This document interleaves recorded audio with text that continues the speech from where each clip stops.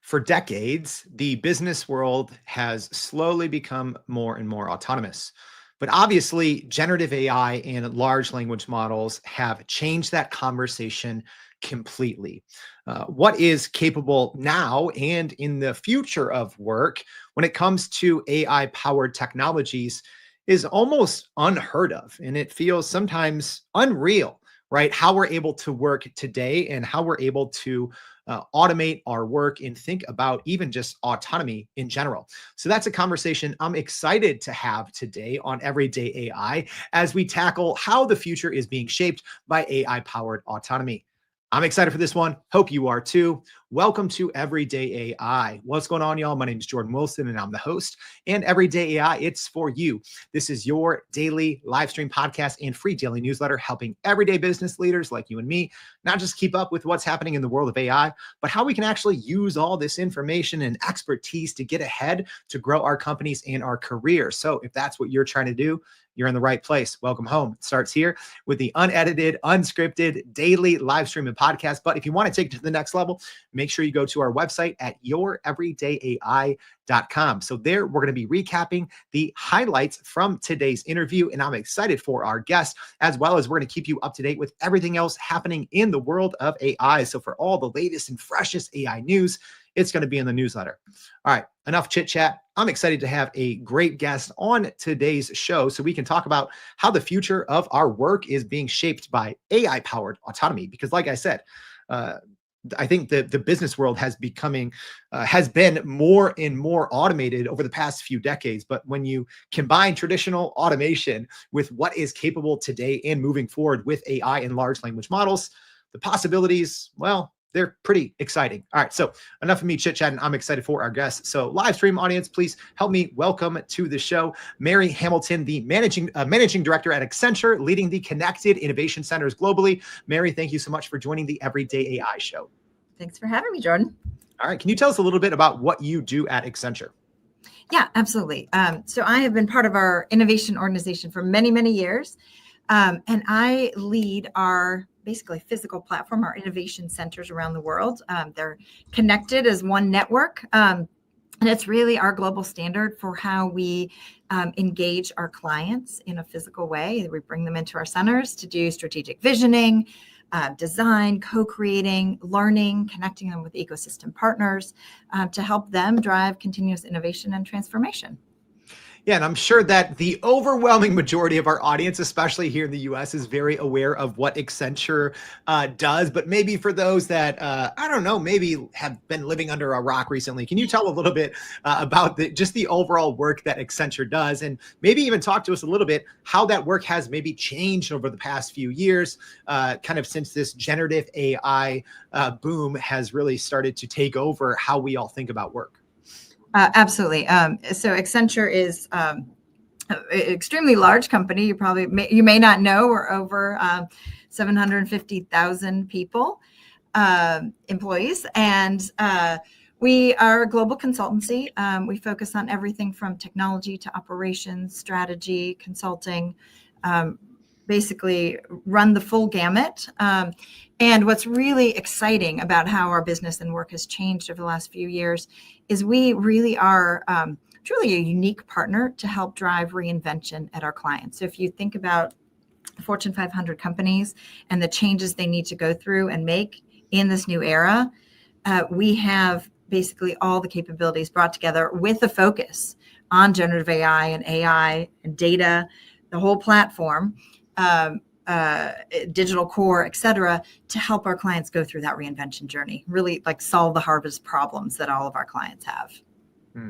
And, I'd say let's just start with this right away. So we're always in our daily newsletter, we're always, putting out when big companies such as Accenture do these very in-depth studies on how AI is impacting work and impacting the future of work. So maybe could you even, we did share this one. I went back and looked earlier this year when you released the Accenture Technology Vision 2025 report.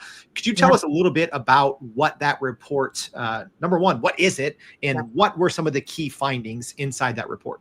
Yeah, absolutely. So we do a technology vision report every year. We've been doing it. This happens to be 2025. We've been doing it for 25 years. It tends to be it's a accurate forecast of the trends that we see coming from both technology and business, and what companies can expect. And as I said, we've done pretty well of a batting average of what comes to life.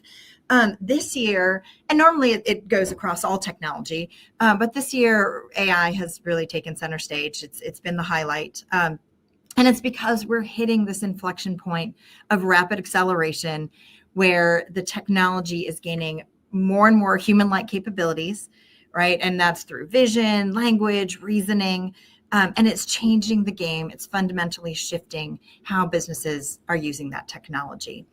And we believe that, as we see this technology proliferate and accessibility, it's an everyday technology that people are using, is going to drive new levels of autonomy in the business. It's going to change the way people do business. It's going to change the contract and the way people think about the work that they do within the enterprise, and also how companies and brands interact with their customers and their clients. Mm-hmm. So it truly, we see this as game changing. And so that's what's driven the broader theme of the Tech Vision. So we always have a broad theme, and it really is this year around autonomy. And then we have within that 4 different trends that talk about specific areas that we think are changing significantly or will have an impact to businesses. And I do want to maybe dive a little bit more into those 4 trends identified in the report. But maybe first, I kind of want to give people just the answer. Can we just skip to the end? So like when we look at what the future looks like and how the future is actually being shaped by AI-powered autonomy, what would you say was your biggest findings specifically toward that? Yeah, I would say it really is about how that autonomy is giving people skills that they never had before. And in turn, people are using it in new ways that we never expected to be possible. And one of the things that has created that change and made it so game changing is that we've really truly broken the language barrier, right? We can now have a conversation with this technology. And that goes back to those human-like capabilities that we've never seen with technology before. So that gives us the ability to, I think in the future, it superpowers us, right? It gives us superpowers that we never had before. So the autonomy isn't just in the technology being able to go do things with limited human intervention. It's also giving us humans more autonomy. And I'll just take a simple example of something like Adobe Photoshop. Historically, I had to be an expert to be able to edit a photo and add this in the background and take out that this thing, and I had to know how to use all those tools. Now I can just give a quick direction, add this background, give me a photo with with this and this, and it can do it. And suddenly I have the autonomy to design something that I was never able to do. So the autonomy for me, I think it's really important that it's going both ways, and it's giving people the ability to have more capabilities and to supercharge what they do.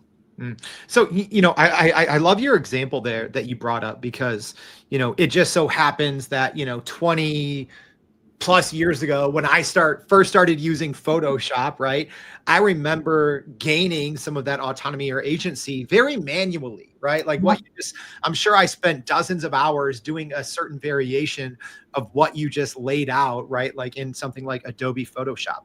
So how does that change the future of work for a lot of people, who have that domain expertise that maybe, for your example, maybe they've spent a decade or 2 decades really refining those skills that now you can kind of do with a couple of clicks of a button. So how does that kind of change, human domain expertise, moving forward? Yeah, it does change the game. I see this technology as a partner. Right. So it becomes a partner, a sidekick, if you will, to help people up level, to change the roles. Make no mistake, we're not going to be doing the same kinds of things that we do. Work is changing. And I think the companies that are going to be successful and the employees that are going to be successful are going to start thinking about, how do we actually transform the outcomes that we're trying to achieve? And to do that, use technology as a partner to achieve them. So, a day-to-day, yes, I'm not going to be clicking through and using each of these tools, but I might be able to create more content more quickly and more in a more personalized way to deliver than I'd ever been able to do before. So it opens up new possibilities because I can do more and not have to spend the time on the detailed clicking through using the tool. Does that make sense? No, yeah, Yeah. absolutely. And I know there's not one perfect answer to this question, because I think that this is what so many of us are trying to figure out, right? As we're tackling with issues, like, AI powered autonomy or, human agency. And I'm sure it's something as Accenture, one of the largest global consulting companies in the world, are constantly having to talk to businesses about all the time. But what are those steps, right? So for me, even myself personally, I have to manually unlearn how I've, successfully done a certain task for maybe decades. And that can be a very challenging and sometimes daunting endeavor. What are some of those best steps that leaders in the enterprise need to be making as we look at a future that is more shaped day to day by AI powered autonomy? Yeah. And add to that, the technology continues to evolve and change even as we're doing, as we're unlearning and, creating this change. So it's not a one-time set of steps, right? It's a continual cycle of change. But I would say, one, lead with value, right? Think about, what is the outcome that you're trying to achieve? What is the value you're trying to achieve? Whether it's interacting with a customer or, doing a day-to-day job, what are you ultimately trying to get to? Not the steps within it, but what are you trying to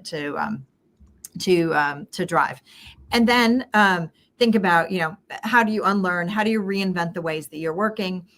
How do you, I think it's important to think carefully about the responsible use of this technology, right? So, how do you close the gap on some of the responsible, biases and things that we've all seen in the past?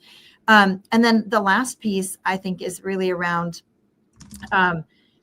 for the enterprise, maybe for the individual, but for the enterprise, it's about, how do you make sure that we have the right data, the right digital core enabled to allow this technology to be used more effectively.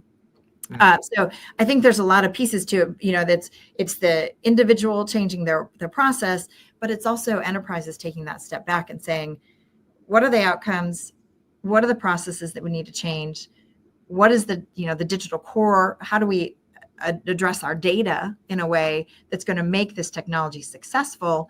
Because that leads to, and I'm sure we're going to talk about this, about the trust, right? And if you don't have the trust that these systems are going to work, it's all going to fall down. And those are kind of the core steps that I think are critical when we think about how to make these systems successful and scalable and usable for employees, for customers, et cetera.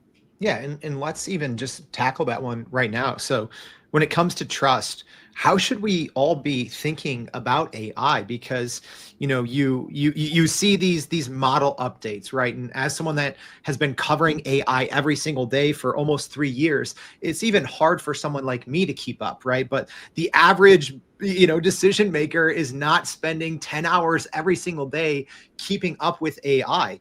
So how do you find that sweet spot between taking advantage of the most innovative technology that you don't really have a choice but to adopt to, but at the same time, most 99% of people can't even explain what a large language model is or how it works or what a tokenizer file is, right? So how do you find that balance between kind of grasping today's and tomorrow's innovation with being the trust and explainability piece? Yeah, it's a great question. I think it all comes with building it in the small moments, right? That is at the core. Every interaction someone has, they learn a little bit more about what the system will and won't do. And to your point, it continues to evolve and change. So we have to have those channels. We have to have those ways to continuously connect, to continuously educate folks on what it is, what it can do, what it can do next, and what's coming, and continue to create that virtuous cycle around the learning. Right? It learns the more we use it.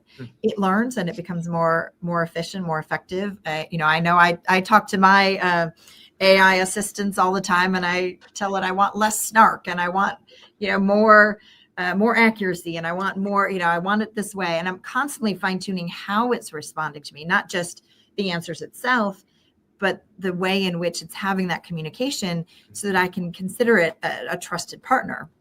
And I think there are two pieces of the trust that we need to think about. One is, really around this responsible AI, as I mentioned, addressing things like the biases, et cetera. But the other part is around the accuracy, right? Is it predictable? Is it consistent? Is it traceable? Right? Do I understand how it got its answer? And that is all, inextricably linked to autonomy. The more I trust someone, the more trust something, the more I will allow it to do something on my behalf. So we're never going to get to that autonomy unless we trust the system to do things for us. And that trust is really, again, built in those micro moments of, did I ask it something? Did it come back with the right answer? Did it come back with a, answer that I can understand? Can I adjust the answer? Can I adjust the way it's speaking to me? All of that's going to play into creating that autonomy. So, I'm curious, you kind of mentioned a little bit of your own, personal use of AI, and, obviously Accenture's at the forefront. Can you give any examples of what that kind of observability or traceability, or, going and looking at an answer and saying, do I trust this? What does that actually look like, right? Because I think for the most part, a lot of people are just now trying to do more and be more productive, and they're not necessarily going back in reverse engineering, how a agentic model with tool use got from point A to point B. So what does that actually look like to start to develop that trust and transparency and traceability? Yeah, well, let me take an example. So when we started our responsible AI practice, one of the things we did was not just outline what does it mean to be responsible and have good practices, have frameworks around it, but we actually built technology solutions to help ensure that the systems and the responses and the data are not compromised, that they're providing the right answers, that they're responsible answers, and to flag when there are challenges or things that aren't working. And so in my personal life, when I'm using chat, I frequently call it on, hey, that's not right because of this. Can you remember next time, to double check or to cross check this? But the more we bring systems on board in the enterprise to help provide those cross checks and to ensure that the answers we're getting are correct, the better data that we have in place, right? We're doing a ton on the data platform side, from knowledge graphs to provide the ontology of, what's the context around this data? What does it mean in this specific business process? Those are all going to create better answers on the enterprise side that start to build that trust. Mm-hmm. So for me, it's really about, how do you go into things with the lens that, this new wave of technology, the new wave of everything we're seeing, from social media to our own technology, we have to approach it with a lens of it's not trusted yet until it's verified, right? As opposed to how we used to operate. We read something, you kind of trust it, and then maybe you double check it to see. We should operate on a basis of, I'm not sure it's trusted yet. Let me make sure that it's verified. And in the enterprise, providing those technology solutions, providing those double checks, whether it's human or technology, to ensure that we are providing the right answer, I think is really critical. Yeah, I think that's a great call out there. I do want to rewind a little bit and talk a little bit more briefly about this new Accenture Technology Vision 2025 report. I know it did come out earlier this year, and we will share, if you're listening on the podcast, make sure to check out today's newsletter. We will link to the full, I think, 67-page report. But it seemed like there are 4 kind of big pillars from that report. Could you briefly walk us through what those findings were? I sure can. In case you don't have time to read the 67 pages, let me give you the quick download. So the first trend, and again, these are all tied to AI and autonomy. The first trend we called the binary Big Bang. And that is really thinking about the enterprise. And as generative AI is becoming central to as generative AI is becoming central to enterprise tech, development costs are plummeting. There's lots of new systems everywhere. And those digital agents that we've been talking about, everyone's been talking about, are gaining more and more autonomy. And that is really transforming applications as we know them today. And again, it's that language barrier that I can come up with an idea and I can very quickly build out an application to test out that idea. We're having a proliferation of applications within the enterprise that are going to be able to use these new generative AI systems. So that's the binary Big Bang. The second one is called Your Face in the Future. And that's really about thinking about how brands are interfacing with their customers. When we're starting to see AI agents, personalized customer interactions at scale, brands have to be really careful that if everybody's using the same agents, that every brand doesn't start to have the same voice. And brands have to protect their unique voice and how they can do that still through AI agents and personalization, but do it in a much more careful way so that their brand and personality comes through. And we can talk about this if you wonder, but I'll share. I've experimented with this a little bit myself. I have my own digital twin, my own kind of personal brand, and getting her to have that personality and be, like me, has been something really interesting, and it's been a journey over the last couple of years as we've evolved my digital twin. So something I've tried out in real life here. The third trend is around when large language models get their bodies. So this is really around how this is going to change the game for robotics. It gives the ability now to create more generalist robotics. It's bringing the 3D world, right, the multimodal aspect to robotics, and really changing the game about how we can, not go through such painful programming of robotics, but really start to be intention driven about how we use these.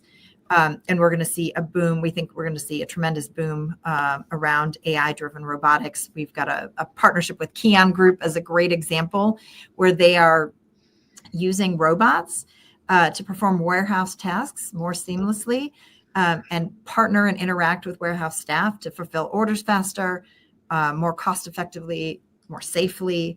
And so it's a great example of bringing this stuff to life. And then the last trend is called the new learning loop.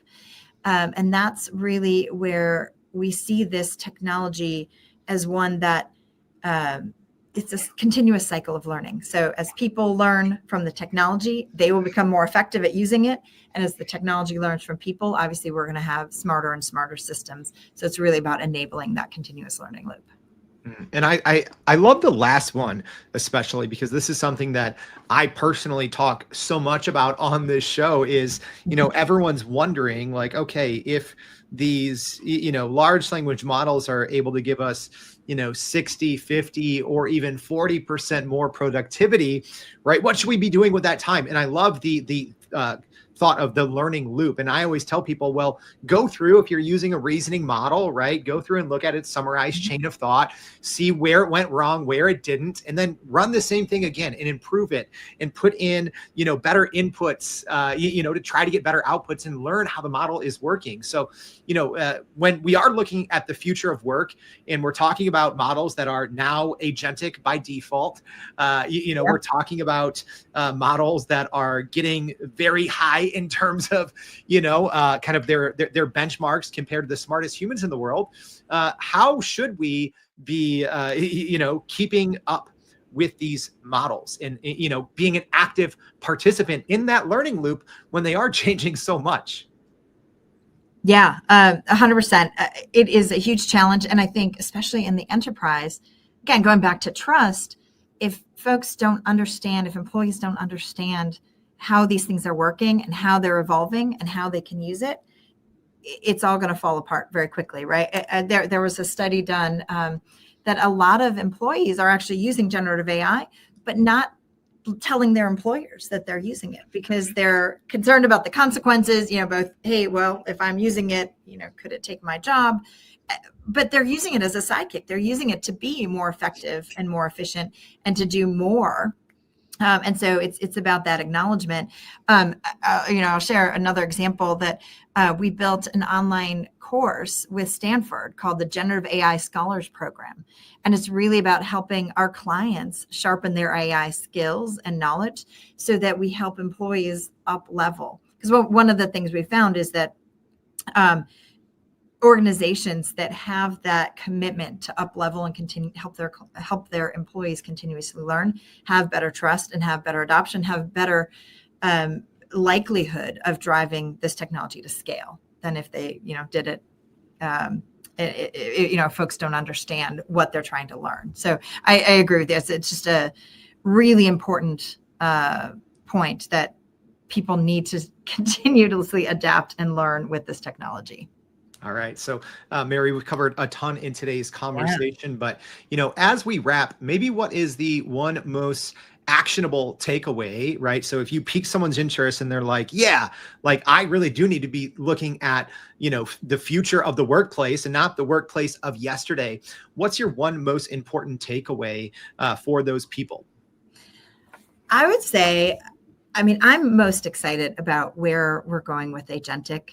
And it is something we're investing a huge amount of focus, time, energy, dollars, driving this with our clients. So the takeaway for me is to start thinking about the outcomes of the work that you're doing. What are you trying to achieve? Kind of full circle back to where we started. What is the value that you're trying to drive? And then how could generative AI start to take on parts of those roles?